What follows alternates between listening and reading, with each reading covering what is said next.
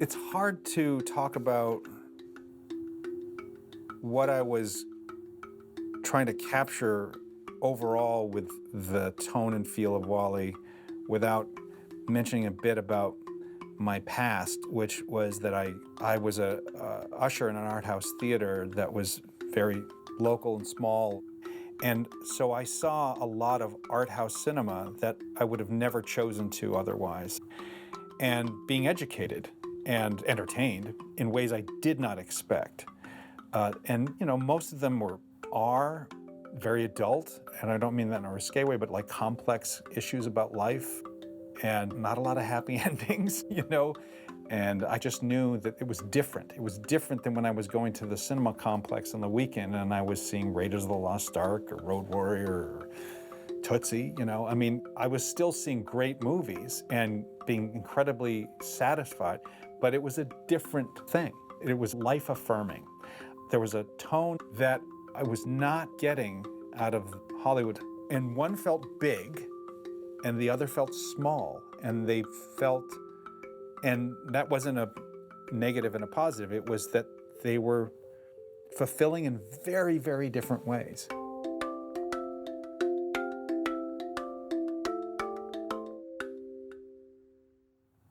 The thing that I have to recall is that Toy Story was also, for all of us, our first film. Some of us had worked in part on somebody else's feature, but I hadn't, Pete Docter hadn't. So we were very much going through film school at the same time. So we just wanted to play ball well. We were very frustrated with animation at the time because it was seen as a babysitter. It was seen as a genre. It was seen as a category in and of itself as opposed to just a style, a medium, a way that you could tell any story. And we wanted to be able to tell a story that was as mature and as challenging and as engaging as all our favorite films that we saw as adults. We wanted to just be in the club of movies. I think the thing that is unique to my journey from Toy Story on was that I discovered I was not bad at writing, screenwriting in particular. And I was just as hungry to tell stories as a filmmaker, but I wanted to learn how my heroes did it too. I came into understanding scripts about the same time as understanding the names of the screenwriters of my favorite scripts. So I really went for my favorite movies and I started to connect the dots. I started to recognize the credits of, oh, I seem to love these two movies, and those are both written by Bo Goldman. This one's written by Scott Frank. This one's written by Alan Ball. This one's written by Steve Zalian and Frank Pearson. And that's when I started to go back and then try to find any script that they had written and break down how they worked, how they got that magic captured on the page. So I spent that next 9 years, not only being a party to these films being made and learning that way, but I was learning privately on how to tell them better and just the DNA of drama. It must be like a musician finding out like how few notes can I get away with to make an infectious tune. And that's the best way I can explain it is there was such a fear and such a leap of faith that I took on what I barely accomplished on Nemo. It gave me the guts to go, okay, now I want to strip away more notes and see if I really do understand the chemistry of dramatic tension. The spark of the idea of the format of WALL-E came from watching a lot of foreign films in that time. I remember saying to somebody that, oh, I can't watch a foreign film dubbed. Pour Madame de la Plante? Ah oui, Madame la Marquise, j'allais oublier. Pas de thé, du café. Et pour le général, un rond de citron dans de l'eau chaude. Bien, Madame la Marquise. Je sais, l'artisme. I rely so much on the acting of the source voice. Pour André Giolieu.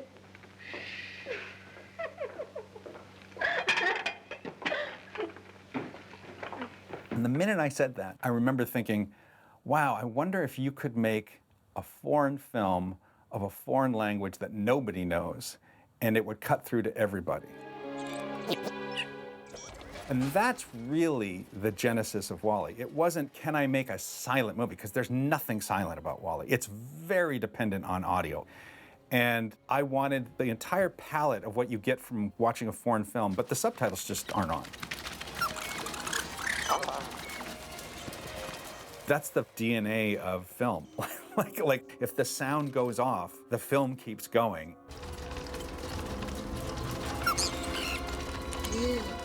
And you keep taking in a ton of information. And so we just had to make that obvious. But there was still a formal, like, prove it on the page, prove it as a 3-act structure. And Steve Jobs would be brought in once we thought there was a there. You know, once we all said, oh, I would want to make this, well, then let's make sure Steve feels the same. He's the one with the checkbook, you know? So what I showed Steve was a story reel, which had all these selections I had made from movies.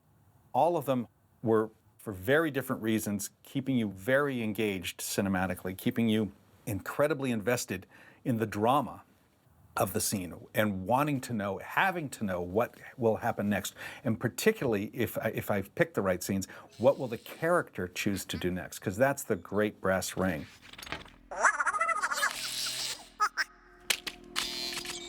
First, I showed the one that was the touchstone for me, which was the Black Stallion.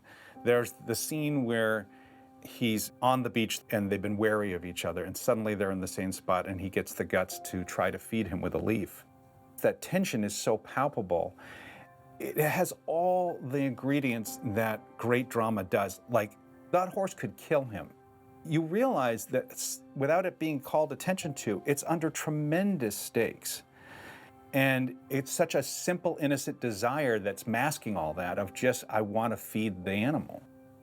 And I remember thinking, oh, the power of a laser dot on the floor.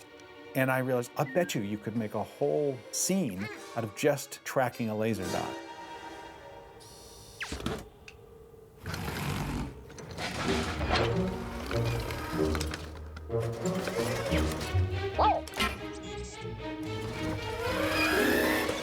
And that suddenly felt like, oh, that's the arena that the Black Stallion moment is in. And I think that makes you appreciate all the other elements of filmmaking more. And that the job you have to do. If you take out such a major element as dialogue, the other elements have to do the rest of the lifting. My life as a dog and the universal language of accidentally wetting your pants and the shame of your siblings. And so it's learning also that the specificity of something holds so much. I mean, that's one of the things I remember Spielberg saying to me after he saw WALL-E. He just couldn't get over the details. And I remember that was a big lesson I was learning, all of us were learning at Pixar as we got more and more into controlling what was in the shots, was the more we could have a story and a specificity to the world and a history to these things, it would be felt, it would be seen.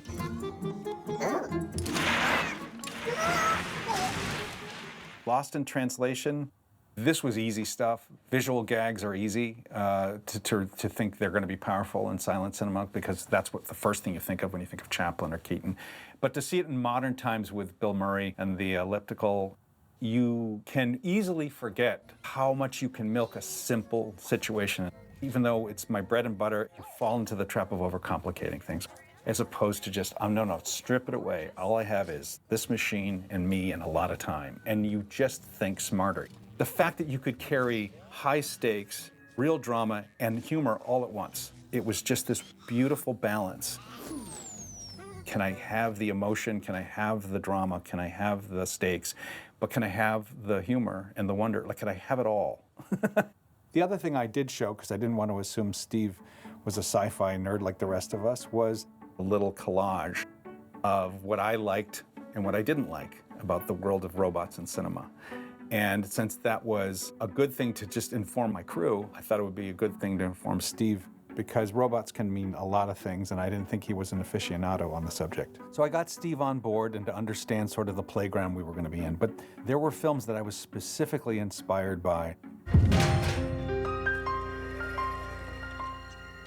Red Balloon, Close Encounters, and Gallipoli were the holy trinity of what I wanted the audience to feel like if WALL-E was completed correctly.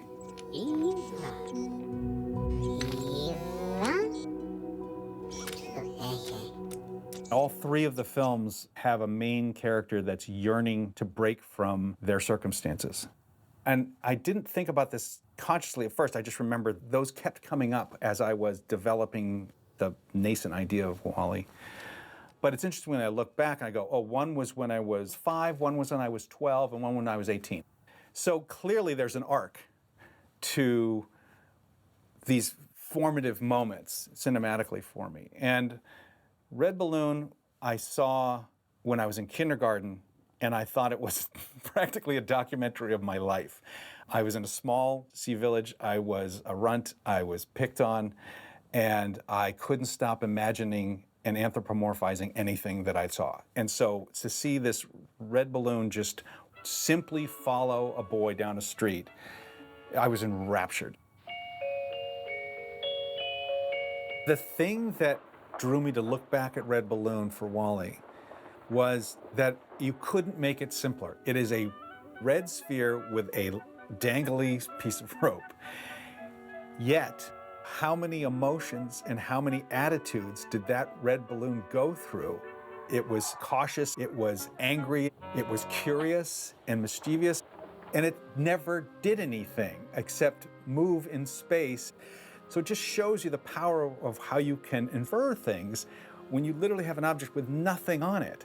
And it's so endearing. Like, to me, again, the intoxicating thing is not so much look at what it's doing intellectually. It's like, look at how you're feeling. And so much of it's because of what you've projected onto this simplistic orb, you know?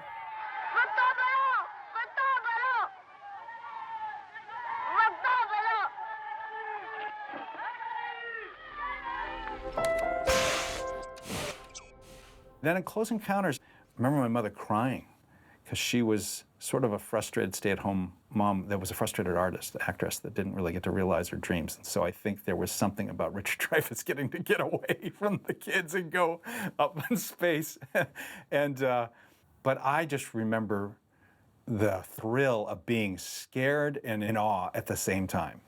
I don't think there's a better film that captures the potential complexity of wonder than that film, at least for me.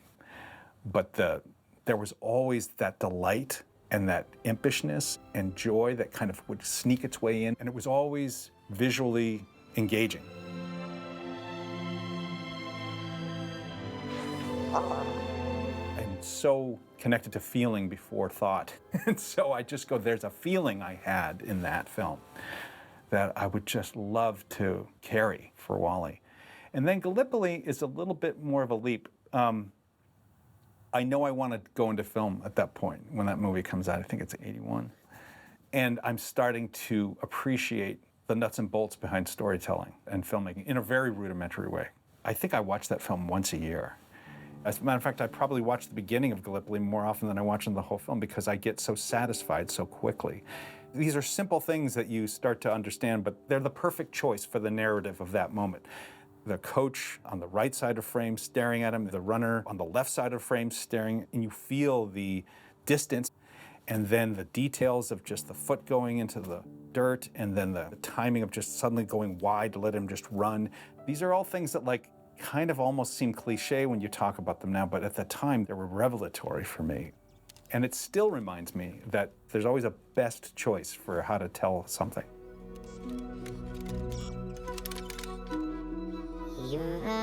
I knew I was going into silent movie territory with WALL-E, and particularly Buster Keaton and Charlie Chaplin. And I knew that I needed to up my grammar on silent movies and not assume anything. Keaton was really the target. It was really the bullseye that we found, like, that's the match. And so we got so much out of so many of his films.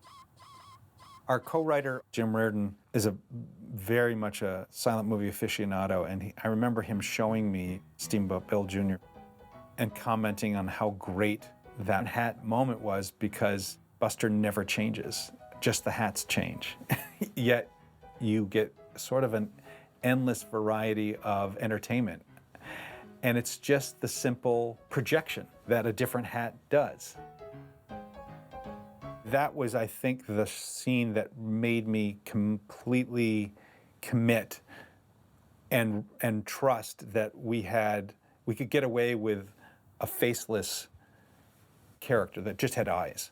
Because basically those binoculars are just droopy eyes. They're very sad in the same way that Buster Keaton's very sad.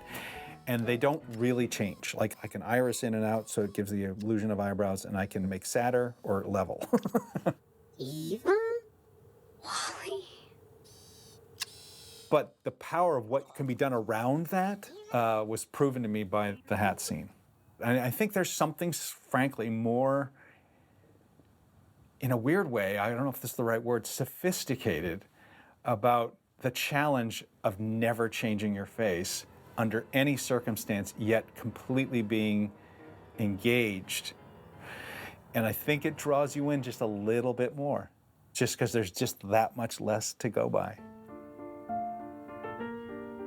Sherlock Jr. is just a clever, clever film that just constantly breaks the fourth wall. It's probably one of his more slick films that just plays with cinema and the power of the camera and early visual effects. So it's constantly clever. But there's a scene where you realize all the intentions and all the successes or losses are told sort of through whether he's holding hands or not. When time runs out. And at the time, we were realizing that that was the only way we were going to be able to convey success and a goal of love with Wally was the hand-holding. Also, I just love Keaton's funky way to deal with his body that just was hilarious. And his woozy kiss, when he gets kissed by his loved one and then just kind of saunters away. That just, to me, just encapsulated everything. That's just how I wanted you to feel about Wally throughout the entire film. It's like he's just that love-struck, that innocent, that pure.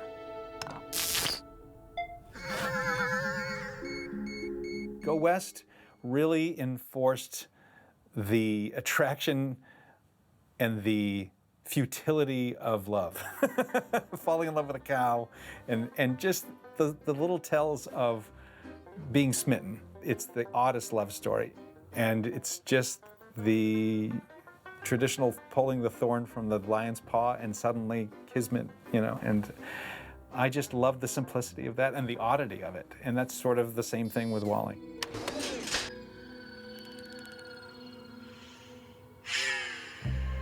Also in Go West is the country boy going into the city. And that's very much was a parallel to what was Wally. Wally was all alone in his little Hoboken world, and then he went and suddenly he's in the busy, busy, busy world. And we wanted it to be slightly jarring and off-putting, and how much entertainment you could make out of just being against the sea of people. The industrial age is still finishing. It's so current then. And that's what Charlie Chaplin and Keaton were dealing with. That's coming through loose on bench 5. Attention, foreman. Modern Times is about the most literal of an association because of exactly the title, just the modernization of everything, the automation. Seeing Charlie get caught up in the eating machine, particularly, I remember feeling that was a direct sort of inspiration when we brought Wally down to the broken robot repair ward and sort of getting caught up in the mechanization of all of that. He's fighting the machine. And I know it's odd that I have a machine fighting the machine, but I think we humanize Wally so much by the time he gets to the Axiom, and we see the Axiom and anything in it as the threat of the bad side of technology and the automation and laziness of what it can bring. And so we root for him in the same way that we root for Charlie. Charlie Chaplin is a romantic and an imp. That's kind of his playground.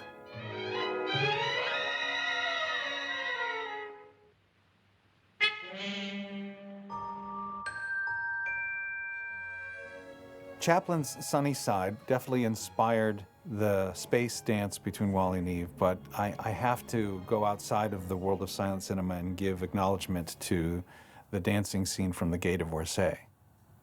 That's also sort of a dance of love. There are two different reasons. One, it was just the humor and the entertainment value in Chaplin of just how he dances like a dork, basically, amongst all these nymphs and these pretty women. And then you have storytelling with Fred Astaire and Ginger Rogers, where they start out narratively, she doesn't want to have anything to do with him, and so you get the arc of the narrative through the dance.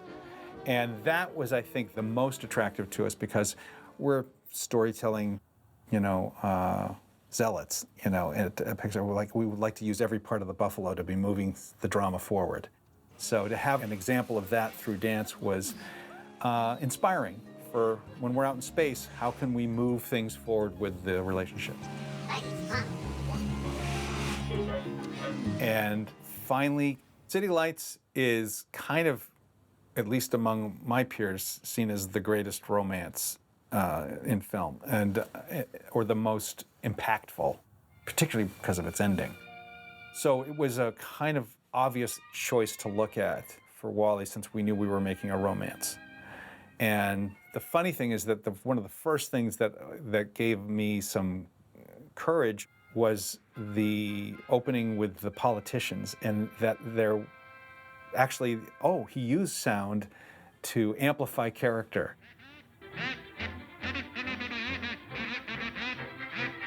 And that the choice of a kazoo gave that sort of droning tone that you would feel when somebody's going on and on. So I thought, oh God, that really kind of is proving not just that we should use sound for inflection, but the right sound tells you character. Directive? Because that's always what you're trying to go for, is how quickly can you get somebody across in what they say or how they say it or what they sound like, how they move. Ta-da! Then the ending was just so powerful. And I don't think I was aware at the time that we'd be so inversely literal to that in the ending of our film. And it's funny to look back and compare. I just remember going, I want the connection not to happen or be fully fulfilled until the very end of the movie. Because you know they're going to get together. So it's like, how do you make that something special?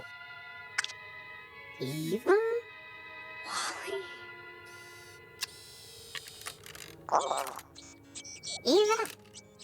You can feel the baton pass of what inspired you in film, and that you hopefully are taking a certain element of, adopting it as your own, putting your DNA on it, your thumbprint, and then hopefully now passing it on to the next person watching it, that'll go on and do the same.